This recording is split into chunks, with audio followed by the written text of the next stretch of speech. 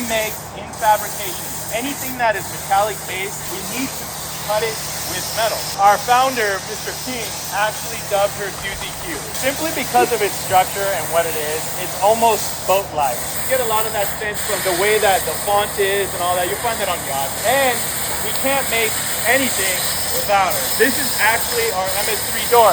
I have in an organized formation here to limit the amount of scrap that we go through. We can only put so much metal on this machine at once, and we have to be really cautious about how we use it. Not only are we cutting the doors, we're also cutting associated brackets inside of the open spaces and other pre-components in the center part. Almost every square inch of the sheet of metal gets utilized.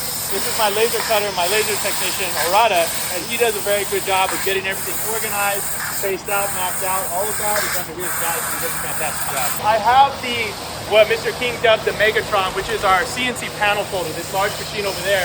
He calls it the Megatron simply because of the whole Autobots. The machine does transform. It has the capability to raise its height, shift material this way and that way. It can actually move the upper segment there and the back arm, which does move in a multitude of directions. There is an art form to these robots. The robotic MIG welder has an art-like arm. When it comes to brush strokes on a canvas, you have that sort of articulation of the human arm. So that one was dubbed the Leonardo.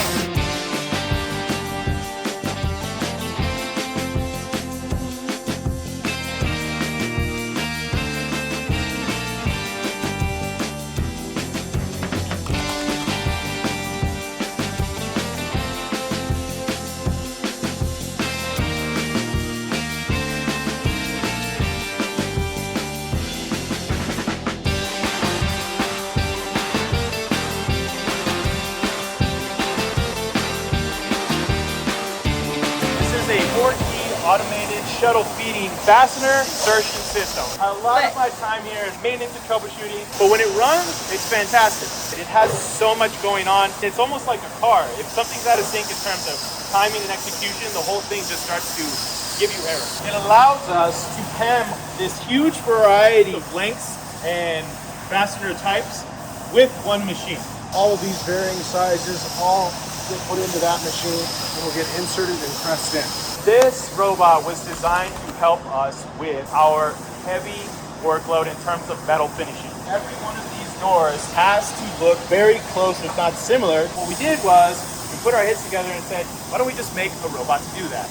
And so we did. It has multiple grinders set at different angles. They're placed specifically so that the robot can get into the nooks for the corners where it needs to without it having any sort of unnecessary movements or causing danger to the operators. We designed it intentionally so that there is no need to have a protective covering on the front.